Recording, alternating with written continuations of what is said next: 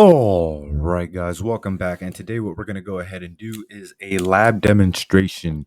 We are going to go ahead and perform a sync flood attack. A sync flood attack is would be technically categorized under a DOS attack, denial of service. That's basically where we go ahead and we keep sending messages continuously to the point where a system and device will go ahead and have nothing else to do but utilize all of its resources in order for it to go ahead and basically establish a connection that technically is not there.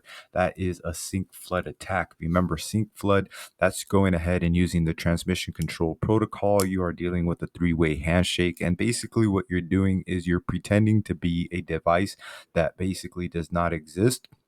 Well, it does exist, but you're sending a message, and when you send that message, you're sending it to, in this case, what would be our this system here, our victim, our Windows laptop, so to speak. We're gonna go ahead and send a message to the Windows laptop. That Windows laptop is gonna send a message back to what would be a device that never ended up sending that message. So it continuously goes in a loop over and over and over and over again. That's kind of the best way I can think about sync flood is kind of like think of it as a loop where you have three friends and one friend in the side goes ahead and pokes the guy in the middle and then points to the guy on the left. Right. So if you have a friend on the right who pokes the guy in the middle and then he's saying, "Hey, no, it's the guy on the left," the guy on the left's going like, "What are you talking about?" And then it goes over and over and over and over again. So think about the sync flood in terms of that.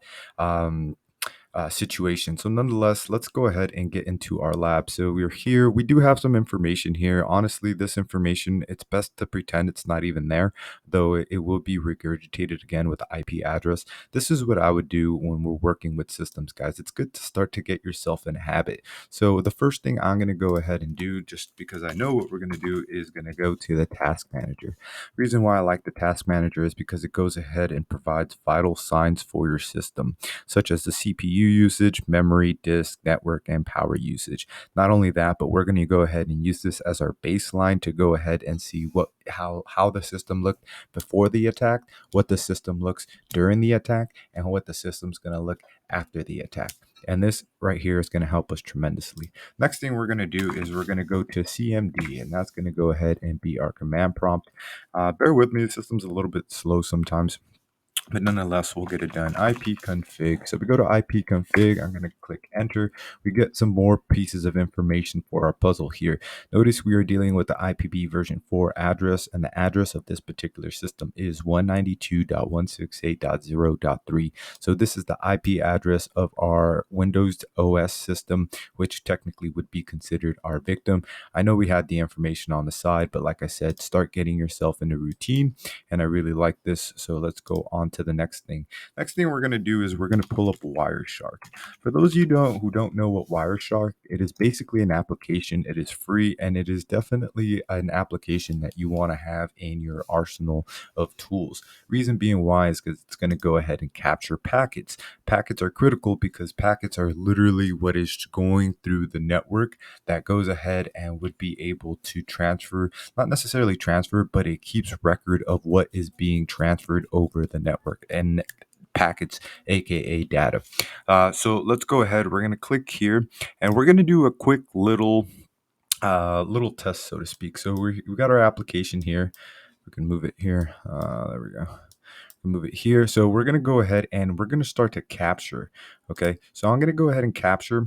And as you guys can see here, we really have this right here. If you're looking at this and you're like, "Oh my gosh, you did the attack already." No, no, no, no. This is actually 100% completely normal. This is basically what you would expect on a device. Devices are continuously communicating with each other every millisecond, so to speak. That might be an exaggeration, but nonetheless, they're communicating in the background.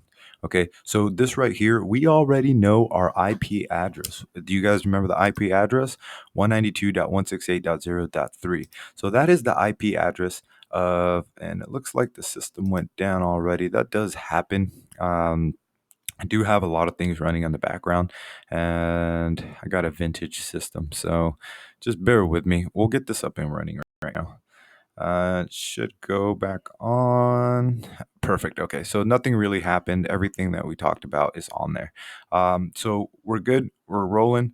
So 192.168.0.3 is the IP address of this system here. Now we're gonna go into our attacker. Okay, so now we're gonna swing this by here. Okay. And this right here, guys, if you're not familiar with this layout, this is technically our Kali Linux machine. So we are now in our Kali Linux machine, and we're going to go ahead and have a little bit of fun, okay, so to speak. So I'm going to go to the CMD prompt, what would be the terminal of Kali Linux, okay? And what I'm going to go ahead and do is I'm going to send a quick little ping, 192.168.0.3. Okay, so I'm going to ping this IP address. I'm going to put this screen here on the background. Okay, so you guys can go ahead and I'll let you know exactly what I'm doing on that background.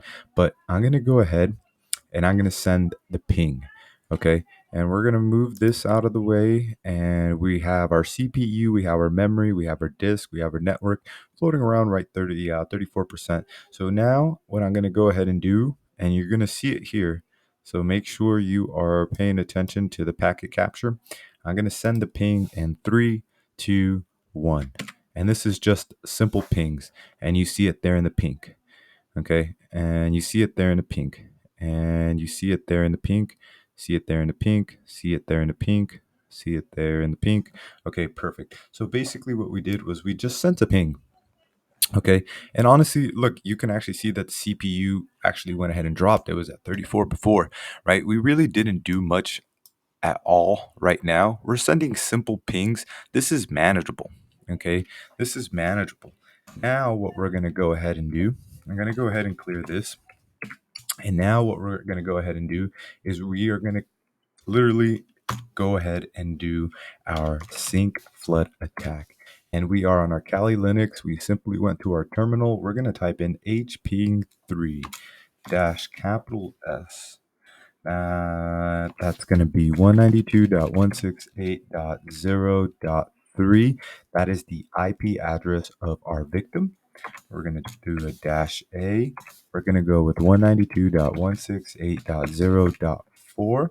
That is the IP address of our Kali Linux machine. And before I'm going to go ahead, I should have done my best practices. And I just want to make sure that I show you guys receipts. So I'm actually going to copy this. Okay, I'm going to copy this and then I'm going to go ahead and delete it. Before we get our attack, we're going to go to if config. Okay, if config, and you can actually see here that 192.168.0.4 is the IP address of our Kali Linux machine.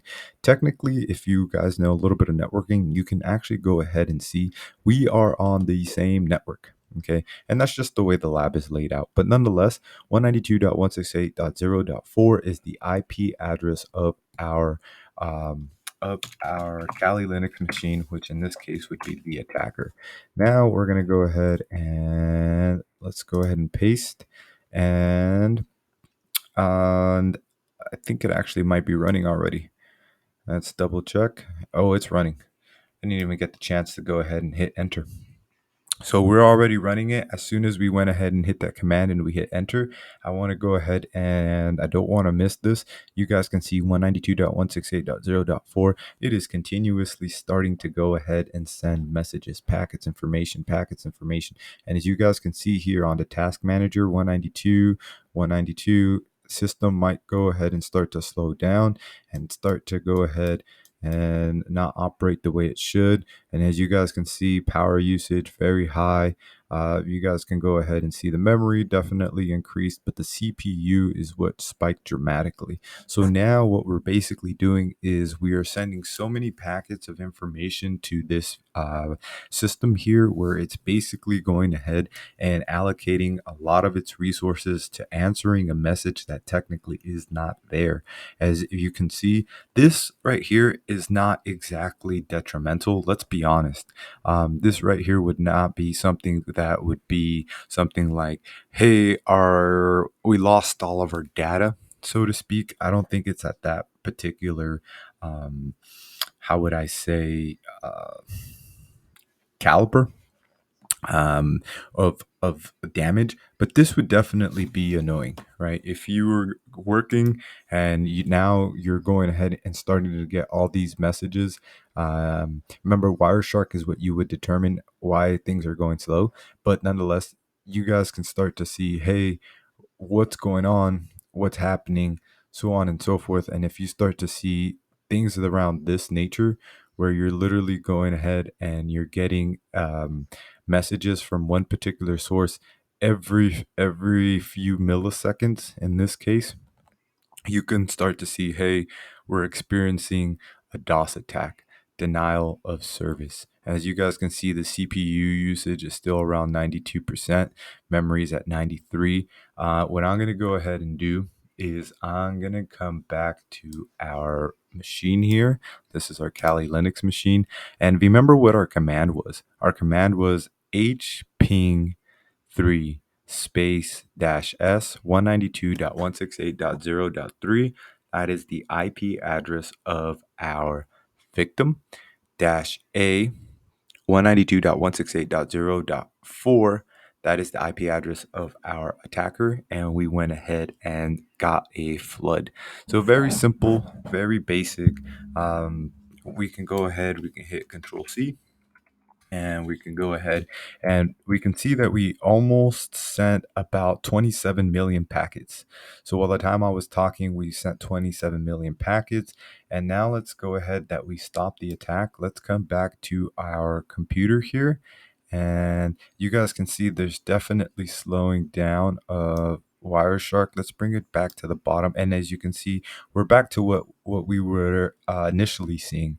We don't see any messages down from 192.168.0.4. Now we're looking at what would be our baseline, and our CPU is back down to it's fluctuating, but as you can see, it is not at the 90s as it was once.